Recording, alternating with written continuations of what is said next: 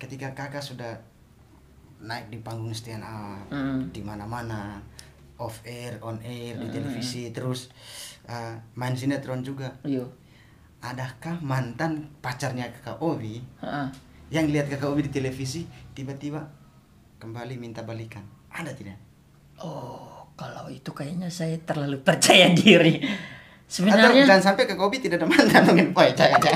sebenarnya mantan ada. Ada, pasti ada ya. Ada. Ada. Tapi minta balikan sih tidak. Tapi komunikasi tetap. Saya tidak pernah berantem dengan perempuan. Iya. Tidak pernah berantem kayak mantan atau apa itu tidak pernah. Iya. Inilah salah satu contoh orang timur bahwa secara fisik kita terlihat keras, kasar, tetapi dengan mantan pacar saja. Kalau dengan perempuan itu Kita penyayang lembut, sekali. penyayang. Saya pernah baca jika seorang lelaki yang memperlakukan perempuan seperti putri, fix laki-laki itu terlahir dari seorang ratu. Sadis. Ini saya endorse. Promosi buku. Tapi saya suka kau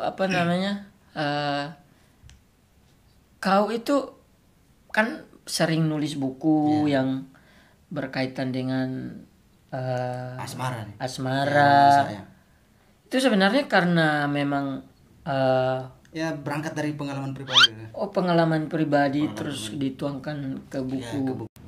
Kalau secara ini pengalaman dalam hubungan pacaran, saya hancur sekali dulu, patah sekali. Ya, menjalin hubungan bertahun-tahun, tapi yang membuat kami pisah itu orang tuanya dia. Orang tua dia kenapa? Tidak setuju dia dengan saya karena dia cantik, saya tidak. Pandangan orang timur kan, orang timur itu kalau laki-laki muka jelek, perempuan cantik, fix ini kena obat. Ini kena pesugihan ini. Kena suanggi. Kalau orang timur bilang suanggi. Iya, ini kena suanggi ini. Iya. Jadi mereka pikir saya suanggi itu nona itu. Saya kasih suanggi dia. Iya begitu ya. Jadi jelek sekali. Ya, memang saya juga mengalami begitu, jadi ya sudah masa depan nasib kita sama. Ya, jadi saya menjadikan itu. Tapi saya lebih ke keras. Saya ada beberapa cewek yang dari suku lain. Ya. Saya dengan dia, sudah begini. Tapi orang tuanya tidak suka anaknya menikah dengan orang timur. Saya juga tidak tahu alasannya apa. Makanya saya masih kayak kadang kenapa ya orang masih berpikiran bahwa maksudnya pukul rata, padahal kita tidak jahat sekali juga. Saya sudah 2 tahun, tidak tahu kalau kakak Obi kan sudah 9 tahun di Jakarta. Saya sudah 2 tahun di Jakarta, saya belum pernah temukan begal itu dari Indonesia Timur. Perampok saya belum pernah temukan. Betul. Kecuali kalau yang jaga-jaga keamanan atau debt collector itu orang-orang Indonesia Timur ada. Benar, kita sebenarnya baik, bro. Iya, hanya karena secara fisik kita terlihat sangar dan kasar. Sangar ya. Sehingga kita diberikan pekerjaan yang ekstrim gitu. Ekstrim ya. Keamanan itu ekstrim sekali, apalagi menagih utang. Betul. Ya, karena secara fisik kita menakutkan gitu, menakutkan orang lain. Kita datang saja orang sudah kencing celana. Tapi ya sudahlah itu, biarkanlah. Nanti lama-lama juga barang itu kan perlu kita kasih mereka pengertian, kasih mereka pencerahan bahwa ternyata kami tidak seperti itu. Malahan saya melihat, makanya kenapa saya juga ikut sekarang pelan-pelan belajar di dunia komedi. Di dunia komedi saya melihat bahwa kakak Obi Mesa, terus senior stand up komedian dari Indonesia Timur juga di sana lewat komedi mereka menceritakan bahwa orang Indonesia Timur itu tidak kasar, tidak jahat, tetapi kita juga bisa melucu. Kita seperti manusia-manusia lain. Ya. Betul.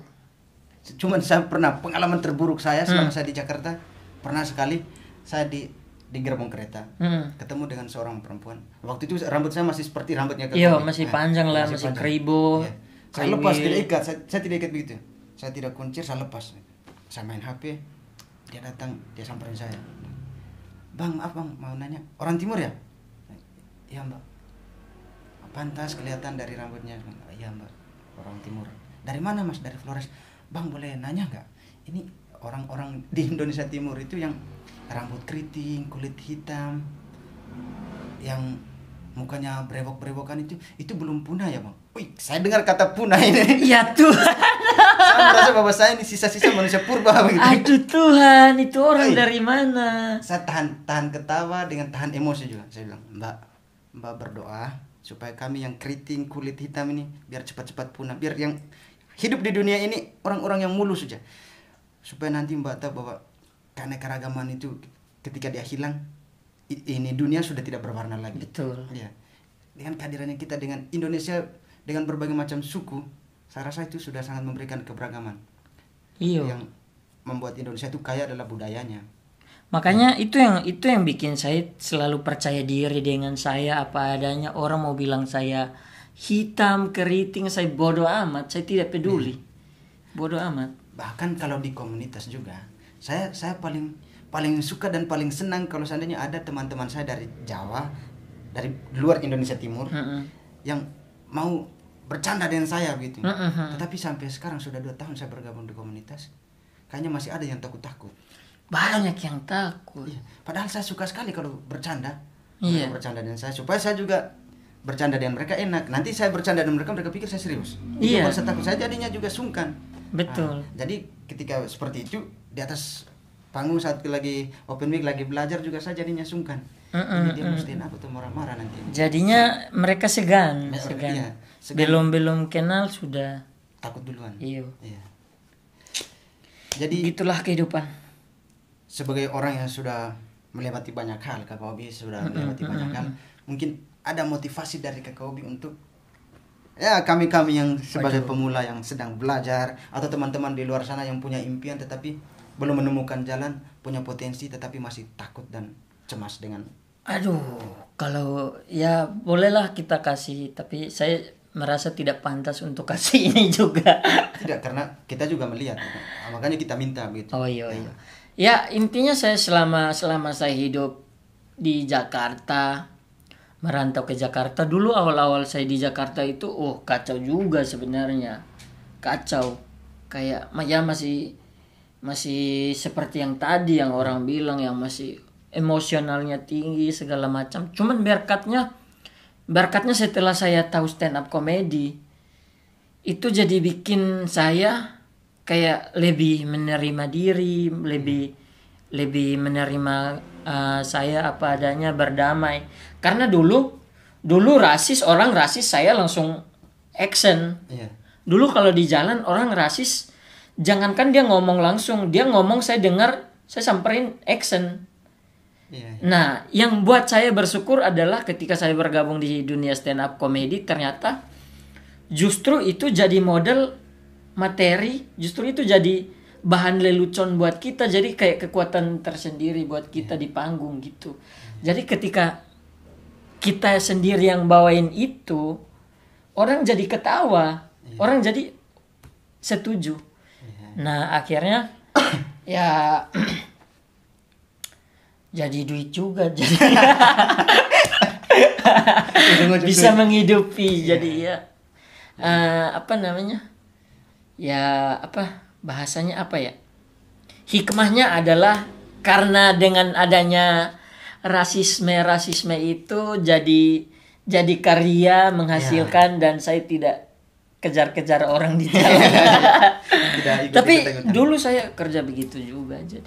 Tapi sekarang sudah berubah kan? Sudah berubah. Ya, sudah menjadi panutan anak-anak muda di Indonesia. Iya, intinya kalau orang-orang bicara apa tentang kita, sabar aja, tunjukin bahwa kita tidak seperti itu.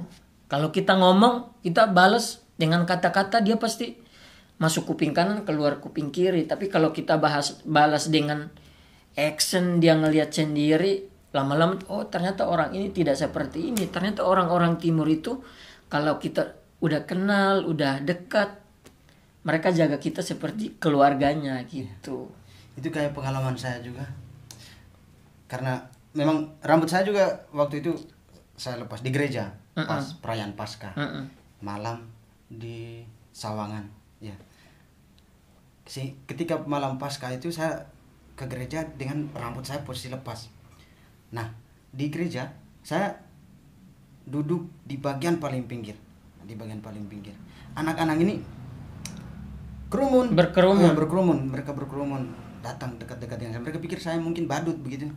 Jadi mereka datang berkerumun dekat-dekat saya. Saya duduk. Lucu. Saya bayangkan situasinya lucu. Saya sebenarnya dalam hati kadang saya agak risih gitu. Sebenarnya saya mau kusuk berdoa, tetapi mereka jalan kiri kanan di saya kayak gitu, sambil ngeliatin bisik-bisik. Ngelihat bisik-bisik gitu. Saya duduk. Saya pegang kepalanya satu-satu. Itu orang tua mereka saya lihat curi juga tuh. Orang tuanya mereka. Anak saya dicekik atau apa ini? Mereka menuduh, mungkin dalam pikiran mereka saya ini kayaknya penculik anak ini. Iya. Kayaknya saya ini penculik anak gitu. Tidak tenang mereka berdoa. Iya, tidak tenang mereka berdoa. Ya. Ketika selesai misa, selesai doa, ada beberapa orang tua begitu. Datang.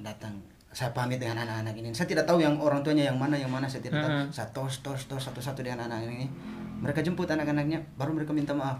Bang, maaf ya bang ya, tadi kita sempat negative thinking. Saya bilang, iya saya paham. Soalnya tadi saya juga salah sendiri, rambut saya lupa saya ikat soalnya saya terlambat gitu. Orang timur ya? Iya, saya dari Flores. Oh ya bang. Salah satunya minta nomor saya, nomor, dia simpan nomor saya. Waktu itu saya pernah posting di WhatsApp. Saya cari minta bantuan orang-orang yang ada kontaknya di saya, orang-orang sekitar Jakarta gitu. Saya cari kerja gitu.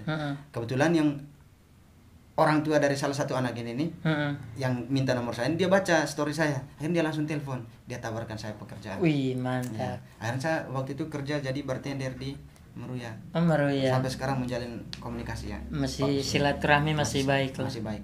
Saling tanya-tanya kabar gitu. Jadi konten kita pada kesempatan ini sampai di sini saja dulu. Teman-teman sudah mendengar cerita saya dengan Kakak Obi, bisa mengambil poin penting apa yang menjadi hal yang bisa menjadi pesan untuk teman-teman gitu. Kalau ada hal positif bisa diambil, disimpan. Kalau yang tidak baik-baik dibuang. Tapi tetap subscribe. Ya, jangan lupa subscribe. Jangan lupa subscribe juga channelnya Kakak Obi Mesak. Oh iya, saya punya channel juga namanya Obi Mesak TV. Subscribe juga. Nanti saya sertakan link di deskripsi. Oke, mantap. Ya guys, sampai di sini dulu konten kita pada hari ini. Terima kasih banyak. Terima kasih banyak saudara. Nanti kalau Kakak Obi pergi syuting, mungkin saya bisa ikut-ikut. Siap, boleh. Yo guys. Oke, terima kasih banyak. Sampai jumpa.